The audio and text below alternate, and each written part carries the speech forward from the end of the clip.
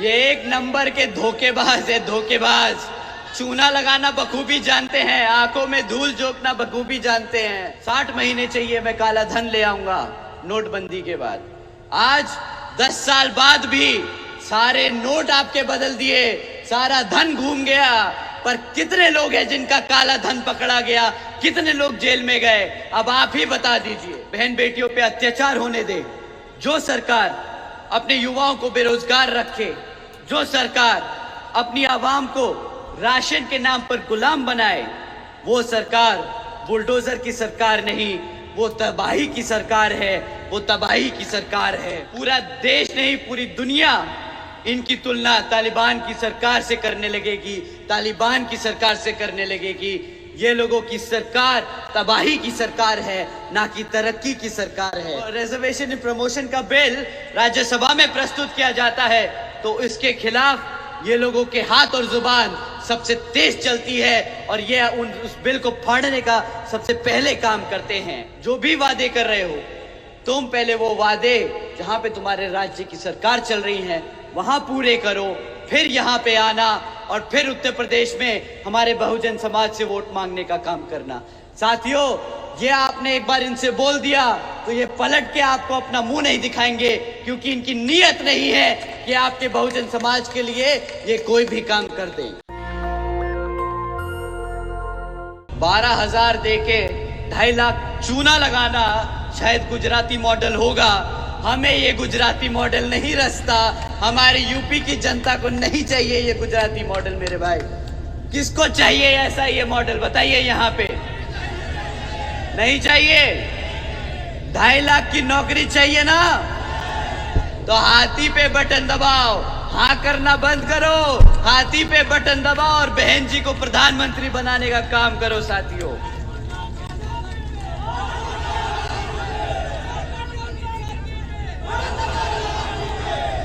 साथियों 2014 में इन्होंने महंगाई को लेकर भी बहुत बड़ा मुद्दा बनाया था। बोल रहे थे कि भाई पेट्रोल महंगा है, गैस का सिलेंडर बहुत महंगा है।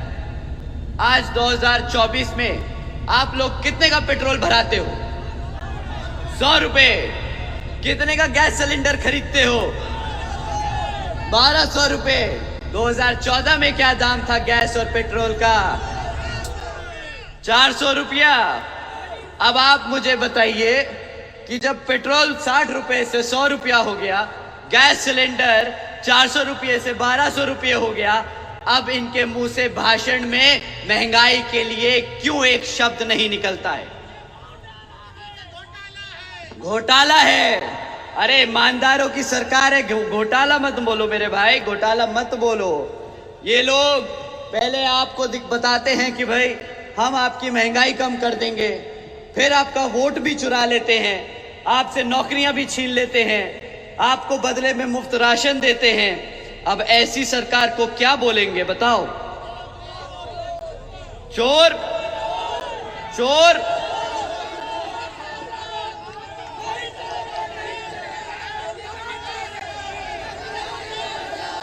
साथियों, ये एक नंबर के धोखेबाज है, धोखेबाज।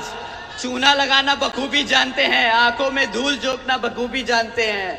इनकी बातों में नहीं आना, इनकी एक भी शब्द आपको मानने की जरूरत नहीं है। अगर ये आपसे बोले कि भाई 5 साल और दे दो, इन्होंने क्या बोला था कि मुझे सिर्फ 60 महीने चाहिए, 60 महीने चाहिए मैं काला धन ले आऊंगा नोटबंदी के बाद। आज 10 साल बाद भी सारे नोट आपके बदल दिए, सारा धन घूम गया, पर कितने लोग हैं जिनका काला धन पकड़ा गया, कितने लोग जेल में गए, अब आप ही बता दीजिए।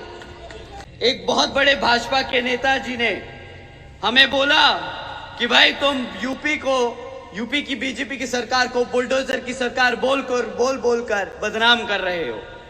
यूपी में बीजेपी की सरकार ने जनता के लिए इतने सारे काम किए, तुम अगर अपनी आंखें खोल के देखोगे तो तुम्हें पता चलेगा कि यहाँ पर कितनी तरक्की करी है यूपी ने। यूपी की सरकार तरक्की की सरकार है।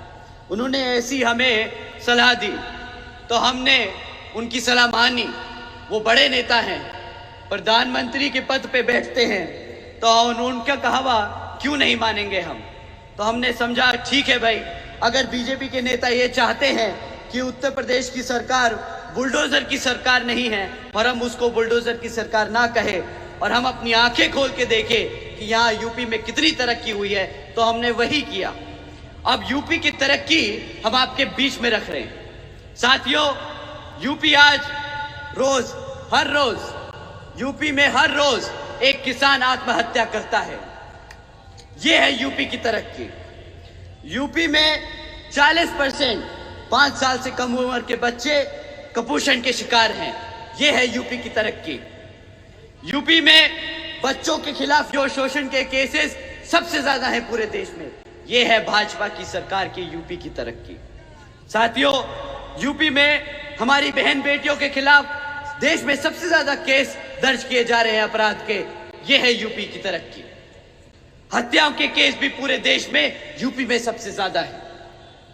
और आदरणीय नेताजी, आप जिस उत्तर प्रदेश की वाराणसी से सांसद हैं, वो प्रदेश आज भारत का किडनैपिंग कैपिटल बन चुका है, किडनैपिंग कैपिटल बन चुका है। साथियों, उत्तर प्रदेश में साल में 16,000 से ज्यादा किडनैपिंग होती है। अब आप भी बताइए कि ये तरक्की की सरकार है कि ये तबाही की सरकार है? अब आप ही बताइए।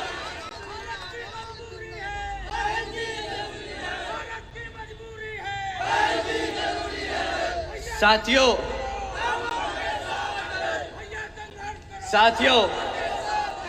जो सरकार अपने बच्चों को भूखा रखे, जो सरकार अपनी बहन बेटियों पे अत्याचार होने दे, जो सरकार अपने युवाओं को बेरोजगार रखे, जो सरकार अपनी आवाम को राशन के नाम पर गुलाम बनाए, वो सरकार बुलडोजर की सरकार नहीं, वो तबाही की सरकार है, वो तबाही की सरकार है।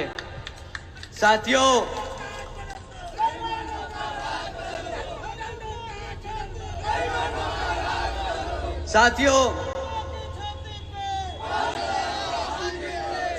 जिस तरीके से बीजेपी की सरकार चल रही है ना, वो दिन दूर नहीं जब पूरा देश नहीं, पूरी दुनिया इनकी तुलना तालिबान की सरकार से करने लगेगी, तालिबान की सरकार से करने लगेगी।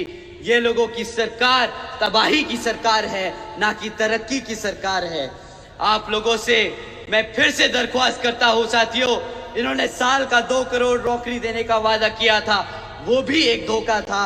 इन्होंने अग्निवीर योजना चलाई, उसके द्वारा भी इन्होंने हमारे युवा साथियों के साथ खिलवाड़ किया। साथियों, नोटबंदी के नाम पर इन्होंने कहा काला धन लेके आएंगे, वो भी आज तक 1 रुपया वापस नहीं आया। अब आप ही बताइए साथियों, क्या ऐसी सरकार आपको मंजूर है कि नहीं? तो साथियों, अब समय आ गया है कि इस चुनाव में इस कमल को उखाड़कर फेंक, यहां पर अपने बहुजन समाज पार्टी को सत्ता में लाने का। साथियों,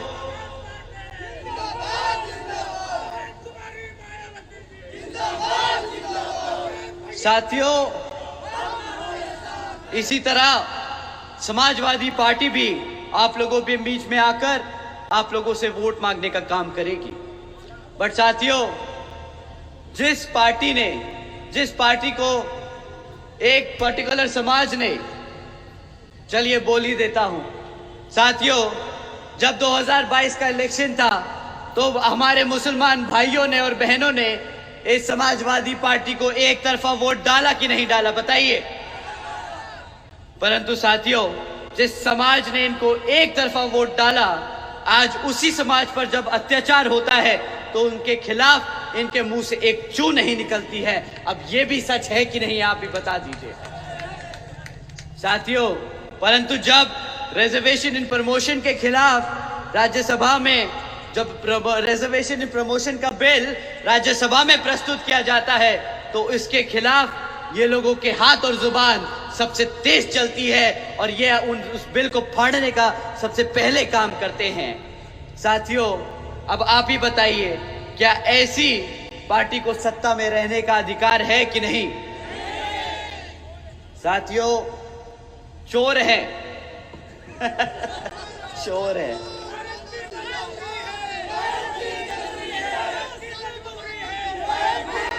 साथियों, ये चोर नहीं है, साथियों, ये चोर नहीं है, ये जरूरत से ज्यादा समझदार हैं। ये जरूरत से ज्यादा समझदार हैं।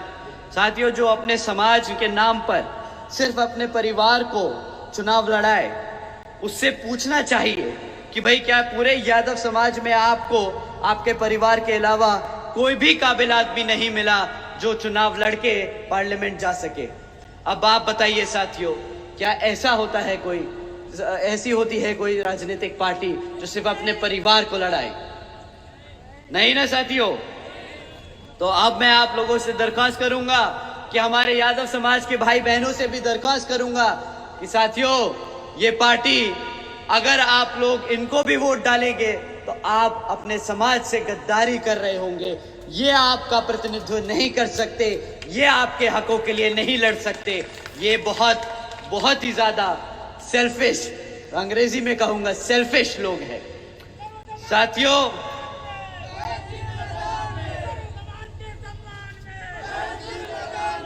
साथियों, इसी की तरह कांग्रेस की पार्टी भी आप लोगों के बीच में आकर वोट मांगने का काम करेगी।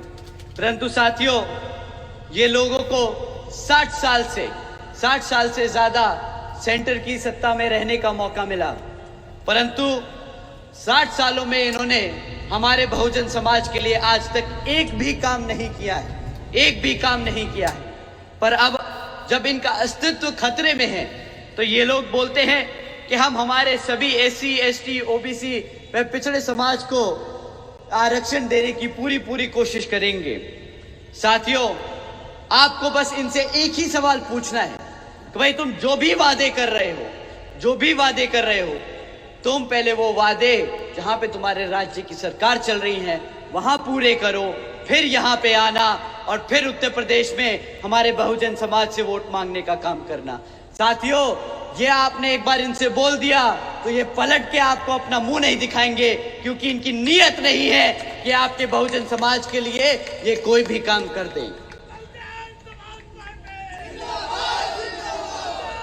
परंतु साथियों,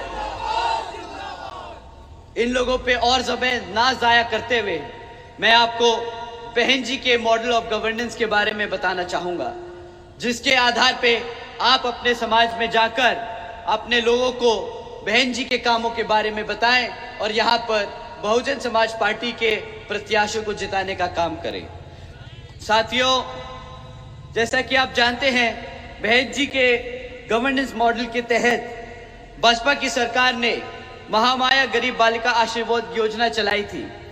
साथियों, इस योजना के तहत बहन जी ने 3,25,000 बच्चियों को 1-1 लाख रुपए देने का काम किया था। साथियों, इस योजना के तहत बहन जी ने 3,250 करोड़ रुपए अपनी गरीब बच्चियों को पैदा होने पर ही देने का काम किया। इतना ही नहीं साथियों, बहन जी ने सावित्रीबाई फुले बालिका आशीर्वाद योजना भी चलाई थी, जिसके तहत बहन जी ने 7 लाख से ज्यादा बच्चियों को 12वीं तक की शिक्षा मुफ्त में प्राप्त कराने का काम किया था। साथियों, इतना ही नहीं, बहन जी ने बसपा की सरकार चलते हुए प्रदेश के व्यवसायिक, technical institutes, engineering colleges, polytechnic एवं इंडस्ट्रियल ट्रेनिंग इंस्टीट्यूट्स में अन्य पिछड़े वर्गों के छात्रों के लिए 27वीं सीट आरक्षित करी थी। और उतना ही नहीं, बल्कि देश में पहली बार सरकारी स्कूल, सरकारी कॉलेजेस के स्टूडेंट हॉस्टल्स में भी 27% आरक्षण की व्यवस्था तय की थी। साथियों, इसी क्रम में बहन जी ने महामाया आवास योजना के तहत हमारे सभी SC, ST, OBC व आदिवासी परिवारों के समाज के परिवारों को 12,500 करोड़ की लागत से उनको अपना खुद का घर देने का काम किया था। इतना ही नहीं, बल्कि बहन जी की सरकार के चलते हुए बसपा की सरकार ने कृषि एवं संबंधित कार्यों में मिनिमम वेजेस को 55 रुपए से बढ़ाकर 100 रुपए प्रतिदिन कर दिया था, और अन्य पिछड़े वर्गों के लोगों की क्रीमी लेयर की वार्षिक आय को भी 3 लाख रुपए से बढ़ाकर 5 लाख रुपए बहन जी की सरकार में किया गया था।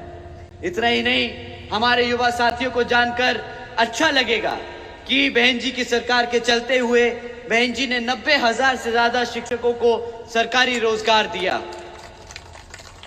1 लाख से अधिक सफाई कर्मचारियों की भर्ती की, 2 लाख से अधिक हमारे पुलिस फोर्स में जवानों को भर्ती किया और 6 लाख से अधिक हमारे सभी अपर कास्ट समाज के जरूरतमंद पढ़े लिखे भाई और बहनों को सरकारी विभिन्न भाग्यों में सरकारी नौकरी देने का काम किया।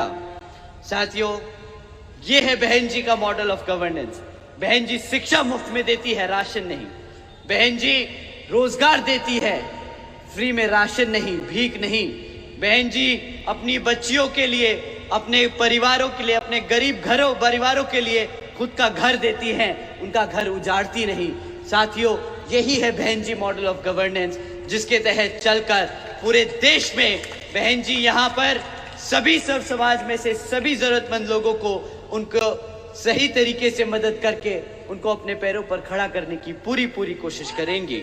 नेशनल दस्तक की आपसे गुजारिश है कि अगर इसको बचाना चाहते हैं तो नेशनल दस्तक को सब्सक्राइब करने के लिए रेड कलर के सब्सक्राइब बटन को दबाएं, फिर बेल आइकन की घंटी दबाएं। नेशनल दस्तक को बचाने के लिए बहुत जरूरी है कि हर खबर को शेयर करें, लाइक करें, कमेंट जरूर करें।